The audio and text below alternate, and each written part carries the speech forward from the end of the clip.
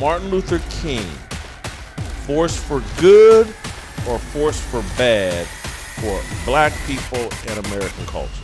Force for bad. Total force for bad.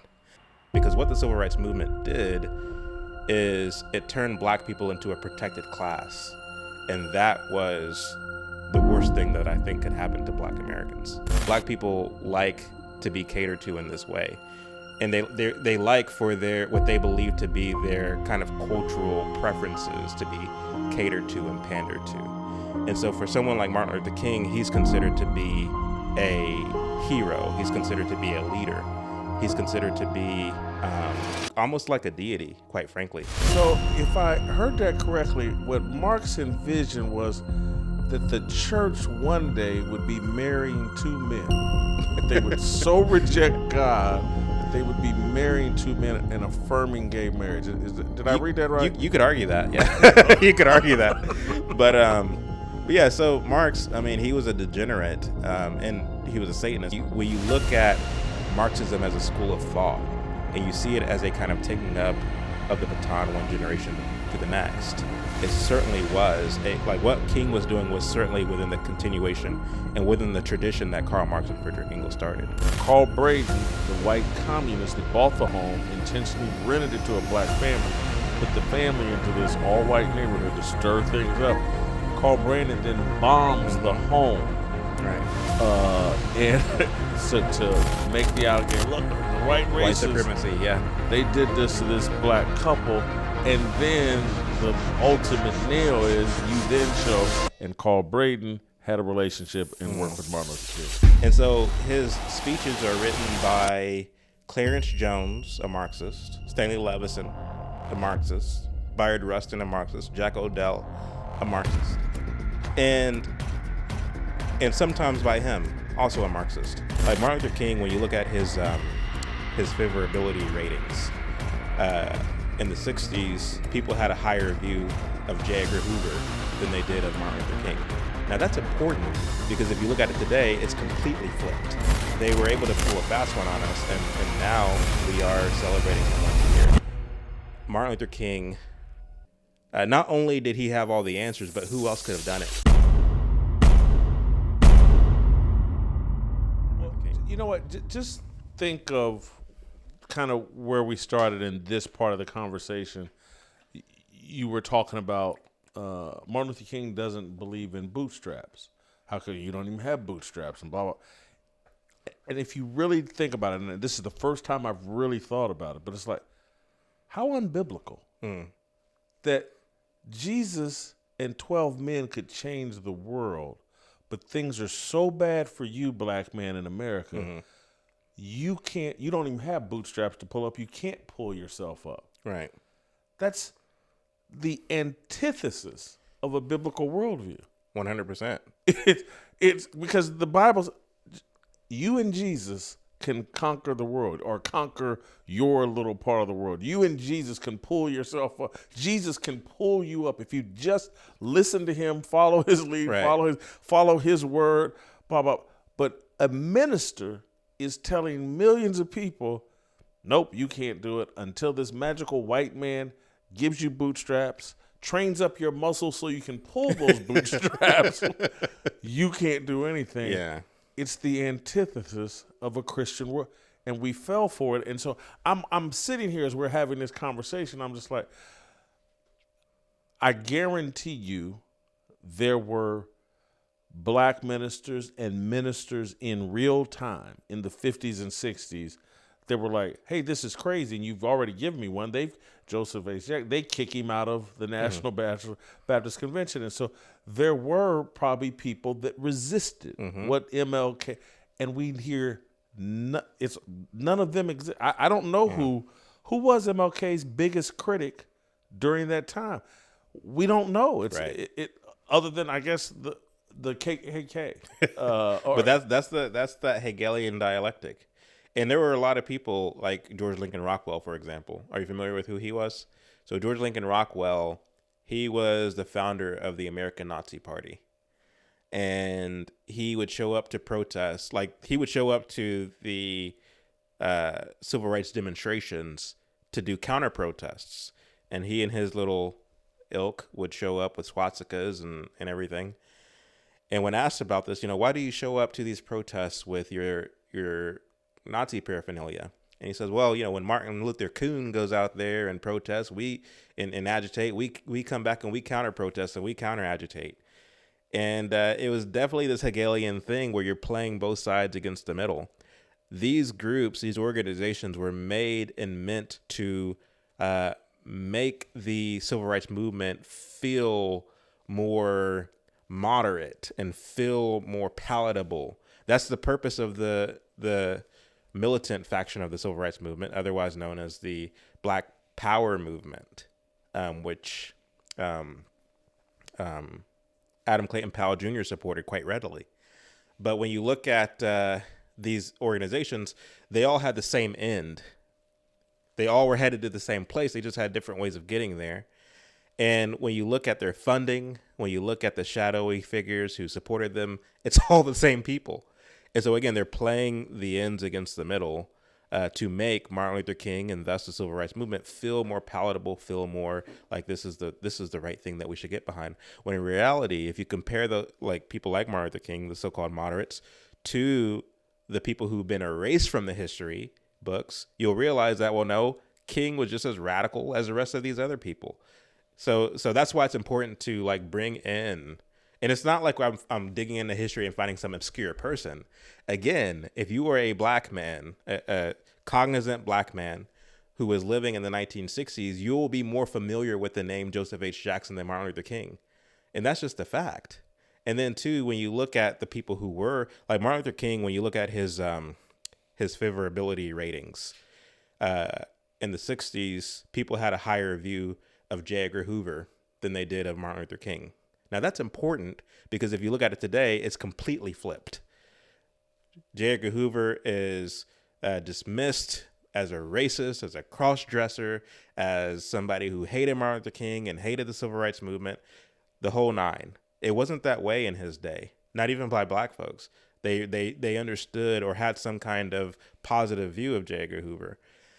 But the reality of it is, they were able to pull a fast one on us, and now we are celebrating him once a year. Part of what they understood then, and I'm talking about black, white people, just Americans, that has been erased, and is definitely, we have a new perspective on Marxism, communism, and socialism. In the 1930s, 40s, 50s, 60s, people understood that Marxism and communism hostile to Christian salvation, hostile to Christianity, and it was seen as a threat and something evil. We don't believe that now, and part of what you did in the 90 minutes that I did see is you told a bit of the Joseph McCarthy story, that he's now been demonized when he actually was pretty courageous and accurate in his time, that our government and our institutions were being infiltrated by communists, and people understood what that would mean for American culture down the road, right? Where now we have none of that understanding. Yeah, I mean, Joseph McCarthy, he's someone who deserves his own documentary in itself. We did touch on him briefly, along with Martin Dies, the Democrat out of Texas, because we thought it was important. By we, I'm saying me, myself, and Vince Ellison, or me, Chuck Littleton, and Vince Ellison, the three, I guess, main figures in the movie. But we thought it was important to show that there were Republicans and Democrats who were against Marxist infiltration into our government. Because to the point that you made, a lot of Americans were anti-communist. And it wasn't specifically party related. The reason why it became party related is because communists infiltrated the Democrat Party more so than they did the Republican Party. They infiltrated both parties, to be sure, but the Democrats more, because a lot of them came in under FDR's watch. And so when that happened in the 30s, they started the HUAC committee in the House, led by Martin Dies. They called it the Dies Committee back then, and it became the House Committee on un-American activities. And they were looking into organizations like the Klan. They were looking into organizations like the Communist Party. And they were trying to figure out what are some of the subversive things that they're doing, infiltrating churches, infiltrating the army, infiltrating the government. So it wasn't just McCarthy. You had Democrats doing that as well. The reality of it is, over time, the more communist faction would win out and give us what we know today as a modern Democrat Party. Whereas with the Republicans, you had people like Barry Goldwater basically redefine the Republican Party, and they took on this more pro-family, love of country approach. And you wouldn't necessarily get a Ronald Reagan if you didn't have a Goldwater. Of course, Goldwater lost to LBJ in the '64 election, but without Goldwater, you wouldn't get a Reagan ultimately, because you had this kind of sifting out of the liberal Republicans from the party, from the time of Goldwater up into the time of Reagan. But anyway, so not to go off on too many tangents, it was important to talk about somebody like a McCarthy, because you're right, he has been demonized in our society, and the purpose of this is I think it's to silence voices like mine who are pointing out the fact that these Marxists are still around. Because if you can be linked with somebody like a McCarthy, then people will take you less seriously. And I think that was the purpose of sinking that ship, as it were. Make sure to subscribe to the BYOG Bring Your Own Guitar YouTube channel. Jeffrey Steele and I will be bringing you exclusive interviews and performances with amazing musical guests. Don't miss out. But bring your own guitar. So we're at a point now where we just Marxism, communism, it's just a different form of capitalism, blah, no big deal. That I wonder if people, when you point out in the documentary and with receipts, that Martin Luther King, Rosa Parks, Ralph Abernathy, these guys were all Coretta Scott King, all trained at a communist school right here in Tennessee. Mm-hmm. Talk about that. Yeah, so Montegal, Tennessee, the CIO, which was a hub of union organizations, sent two guys, Miles Horton and Don West, to Tennessee to start this communist training school. And the purpose of the school was to teach communists, Marxists, socialists, subversives, how to infiltrate various professions and to use their role, use their position within those professions to bring about radical change. That was the purpose of the school. So it was a communist school, and it was communist insofar that it was started by communists, and they taught communist literature. They literally read and taught Marx in this school. And it was a school that Martin Luther King and Rosa Parks went to before the Montgomery bus boycott. And that, again, is right here in Tennessee, and it's still active to this very day. They're still doing the same kind of thing. And there's other schools like this that exist. There's a communist named Eric Mann who is in California. Isn't there like this big university in Boston? It's a communist. I think they call it Harvard. Mm-hmm. Don't forget to check out and hit that subscribe button for the BYOG Bring Your Own Guitar YouTube channel. Jeffrey Steele and I are hosting awesome musical guests with one-of-a-kind interviews and performances. Trust me, you're going to love it. Bring your own guitar. Heard something about it. Right, yeah. Yeah, so those are the bigger ones. Those are the bigger, more well-known ones. But yeah, the lesser-known ones, like the New School, there's, again, Eric Mann, he leads a communist training school there in Los Angeles. And then, of course, there's the Higher Folk School here in Tennessee. So, yeah, that's where they all went.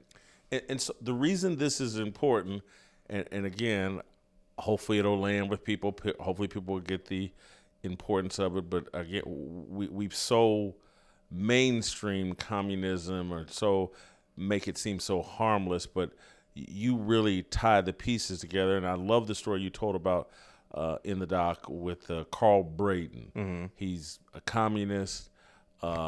He is an agitator during the whole civil rights movement, and he buys a home in a white community and then rents it to a black family intentionally, and then he gets charged with, and this is like what they call good trouble, the agitation, the Jussie Smolletting of racial events. Carl Braden, the white communist that bought the home, intentionally rented it to a black family, put the family into this all-white neighborhood to stir things up. Carl Braden then bombs the home. Right. And so to make the allegation, look, the white racists, White supremacy, yeah. they did this to this black couple. And then the ultimate nail is you then show, and Carl Braden had a relationship and worked with Martin Luther King. Yeah, which is interesting because, of course, what made the civil rights movement necessary? Church bombings, random killings, all these things that were going on. The what was it, 4 or 5 little girls at the church bombing? Yeah. One of which happened to be a friend of Angela Davis, whose mom was very active. Angela Davis's mom was also a student at Highlander Folk School. But anyway, it's interesting because Carl Braden and his wife Ann Braden were very active in the civil rights movement, and the communists they were known for doing this kind of thing, rigging up bombs, trying to give the public the impression that they were doing something good, so much so that white supremacists are trying to stop them. Look at the fact that they're bombing our homes and doing all these things. Well, you're actually bombing your own homes, and there was actually a lot of black ministers who were bombing their own churches, and a lot of them got caught for bombing their own churches, trying to frame white supremacy and thus make the civil rights movement all the more legitimate in the minds of the people. And the reason why they did this, Jason, is because a lot of black people in the South were not exactly picking up what the civil rights leaders were putting down. They had to bus in people from up north, blacks from up north, and they also went after students and had students protest and demonstrate in their marches, because Martin Luther King, and he had such low approval rating because of the tactics that he were using. He wasn't popular among Southern blacks. He wouldn't become popular until closer to the time that he was martyred. The tactics that weren't like the other interesting point you made in the doc is that the tactics that Bull Connor and law enforcement used were standard tactics for dispersing crowds. And so you can find video of police water hosing, using dogs to break up union protests of white union workers. This was commonplace. If you protested somewhere and had a large gathering without a permit, in order to disperse the crowd, this is what they did during those times, and even before then. And so it wasn't some special tactic that was used against black people. It was a special tactic used against people that were having large gatherings without a permit. Yeah, so we make that point in the movie, and what's interesting about that is that to this day, and we show this, of course, in the film as well, you have a lot of black folks who believe earnestly that this was daily life for blacks in the South. We couldn't go anywhere without somebody sicking their dog on us or the police coming around the corner with their fire hoses ready. No, this was a tactic. Bayard Rustin himself, who was a member of the Young Communist League and who was a protege of A. Philip Randolph, took advantage of the fact that we now have movie cameras, newsreel cameras that can capture this on camera. Of course, it's been around since the 20s. This was a common way of dispersing crowds that gathered unlawfully without pulling permits. And I know people are going to gawk at that and say, well, why do we need to pull a permit to exercise our First Amendment right? Well, you still have traffic. You still have to conduct cars and businesses, and you have to be mindful of the noise. People are trying to conduct business. Like, so yeah, you have to pull a permit. There we have order in this country. Less so now, but we have something called order. We're not trying to stop you from protesting. Like, you have the right. And it's interesting because when they did pull permits and they were allowed to kneel and pray and do all these things, police didn't do anything. They let them do it and they let them go on about their business. But there were moments where they didn't pull the permits because they wanted the violence and they wanted to capture it on camera, and take advantage of the fact that they had the power and the ability, since they had a lot of people working in the press, to frame it however they wanted. And if you can show the image, and if you can contextualize it with, this is how Negroes are being treated for no other reason than they're trying to vote, for no other reason than they're trying to, it's not because they didn't pull a permit, it's because they are trying to vote. So they're changing the reason why there's a presence of dogs and hoses. It's chef's kiss, like they pulled it off. It's an amazing tactic too, just because, and again, I don't know the details of Selma and what happened on that bridge, but what I do know is participating in a political protest in the 1950s that turned violent and you were beaten should not qualify you for 40 years of political work. You should. Well, hey, I was on the Selma Bridge, and he always lauded it too. Yeah, but that doesn't. And hey, I applaud your courage, and you were fighting for freedom that you believed in. But does that make you the best congressman, lawmaker? Is that your only qualification? And the reason why I think your documentary has a chance, if people just put on their thinking caps for a minute and just think about what we're seeing right now in real time. And I'm going to give you the example of John Lewis that I'm making reference here to. And he's more honorable than the people I'm about to reference, but it's not a wide margin. He's more honorable. But it's like, one of these guys from the Central Park Five is a city councilman and a politician in New York. Right. And there's undeniable proof that he raped a woman. No, not raped. No. They did not rape. They did not penetrate that woman. Okay. They participated in beating her, in groping her. They were part of the group that held her down. Gotcha. When the man that did eventually get caught for penetrating her and raping her, he was a serial rapist. And he was older. He was older, and he got away with it for Right. years and years and years. But what the Central Park Five actually went to prison for, they copped to on camera with their parents sitting there. You can watch the videos. Black cop was the lead investigator. A Democrat politician was the lead prosecutor. They didn't get railroaded. They were a bunch of kids that snitched on themselves on camera with their parents sitting there, black lead detective, and they could never find out who was the guy that penetrated. He got away with it for years.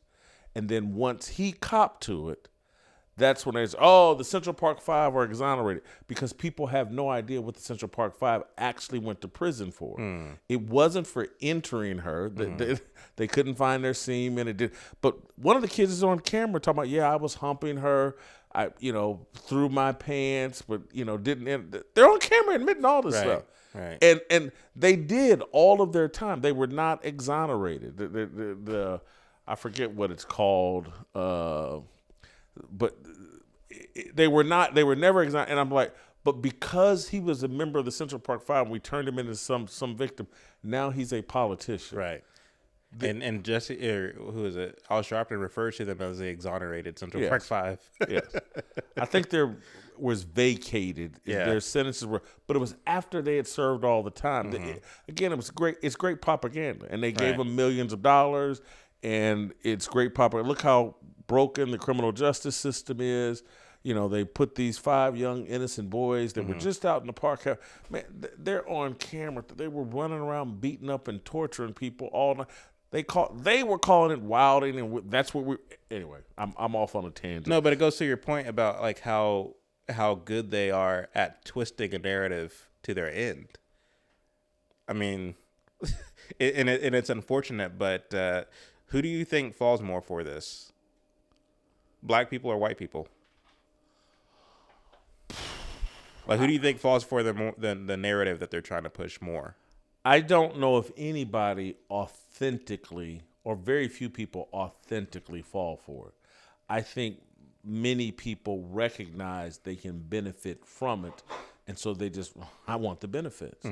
And they know that within corporate America, you can get raises based on either white people that are guilt-ridden, white people that are afraid of being called racist, white people that just want to say, "Oh, George Floyd, did you see that video?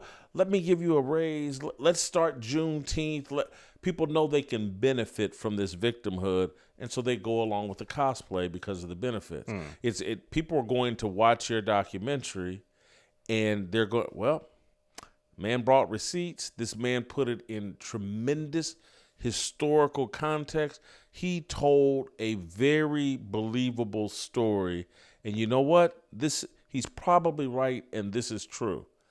And then they're going to go, period, new paragraph, but I still want these benefits from Martin Luther King being a martyr. Yeah. And I want these benefits from being able to frame America as systemically racist. So I need Martin Luther King more than I need the truth. And that's as unbiblical as anything. I need Martin Luther King Jr., and I want you to tell this story. His real name is Michael King. His daddy's real name is Michael King. They go over to Germany, or he goes over to Germany and gets inspired about. Yeah. Anyway, you tell that story. So Michael King Sr.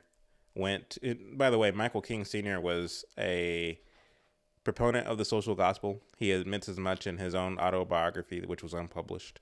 Do this. We've referenced social gospel several times. Go ahead and unpack for people. What do you mean by social gospel? So one of the biggest proponents of the social gospel was a man by the name of Walter Rauschenbusch, who went to London and was inspired by the Fabian Society, which the Fabian Society, to put it briefly, it's a tactic of using the institutions to bring about Marxism in an incremental and gradual way, playing the long game, as opposed to this kind of abrupt, sudden overthrowing of the institutions and overthrowing of the government. What the Fabians realized is that you have to do it incrementally, because to the extent that you have a sudden uprising, you're going to have a reactionary force who are going to be just as strong and fighting back, because you're trying to interrupt their way of life. However, when you move incrementally and gradually, when you slowly move into the institutions, and you can use education, you can use entertainment, you can use the press to slowly change people's minds, by the time you hit go, you won't have as much of a reactionary force, because people are now conditioned to believe more of the Marxist way of life than something else. So the Fabian Society is who Walter Rauschenbusch was inspired by, and he believed that he can use some of their tactics within the church. And he wrote a book called Christianity and the Social Gospel, or something like that. I have the book at home. I have an original copy, and I actually show it in the film, by the way. But anyway, so that was what Michael King Sr. believed. He became a Baptist minister in Atlanta, and was soon thereafter sent to Germany to partake in a Baptist conference shortly before Hitler's rise to power. And while he was there, he learned about the reformer, Martin Luther. And he, like Karl Marx, was inspired by what he perceived to be kind of like this revolutionary thing that Martin Luther did in terms of taking power from the Catholic Church and giving it to the people. And he saw himself as the person who can do that for black churchgoers in Atlanta. So he came back and changed his name to Martin Luther King, and changed his son's name to Martin Luther King Jr. But it will actually turn out that Martin Luther King Jr. would do the thing that he himself set out to do, more so than he himself, if that makes sense. So he saw himself as a kind of Negro Martin Luther, insofar that he can revolutionize the white Christianity in America and to use the social gospel to revolutionize the faith here in the United States. He did that, wouldn't you say? By he, you mean Junior or Senior? Junior. Yeah, Junior would do that. Gotcha. But Senior changed his name to Martin Luther King Sr. because he saw himself as the reincarnate Martin Luther. I would agree, but he probably, trust me, like anything that your boys do or any of your kids do, trust me, you're going to take credit for it. Those are your arrows you shot into the world. Weren't for me, right. So there's a reason he changed his son to Martin Luther King. That's an arrow he shot into. So trust me, he feels like he did it. And just for full clarity and just for people that Ball State grads like myself, the social gossip is about using Christianity or religious faith to promote social justice or to fight social injustice, promoting social reform. It's less about, and the reason why it's important for people to understand that is this is where Martin Luther King Jr. becomes very heretical. He's a heretic. It's not about salvation. No, not at all. It's not about repentance. It's not about, because I don't think we've addressed this, and these are like these fundamental things. He doesn't believe in the resurrection of Christ. That's he right.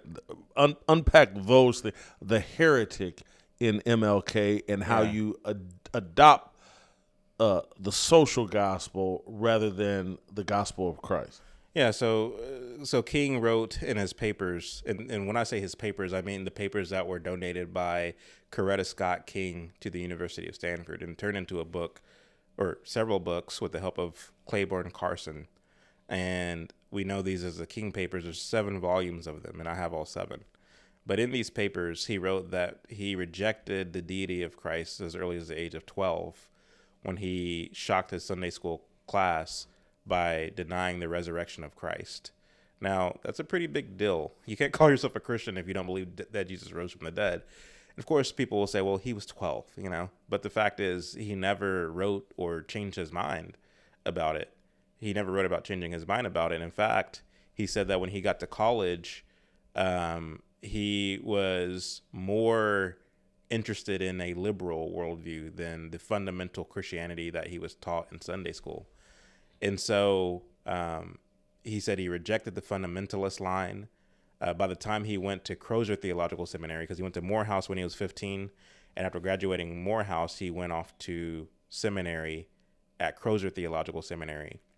And it's there that we learn that he also rejected the virgin birth, that he rejected the literal existence of a hell or a heaven. And he believed, like Don West, who was the leader of the Highlander Folk School, that you can use Christianity as a means to implement Marxism. We know that Don West wanted to fuse Marxism to Christianity. That was his goal. And that was certainly the goal of Martin Luther King. He, at Crozer Theological Seminary, took a liking to a professor. His name escapes me right now, but we mentioned him in the documentary for those who are interested in watching it. But he took a liking to this specific professor who basically was a proponent of the social gospel. And he taught Martin Luther King to kind of tame, to kind of cloak your Marxist enthusiasm and to be more sophisticated and be more presentable as a minister of the gospel.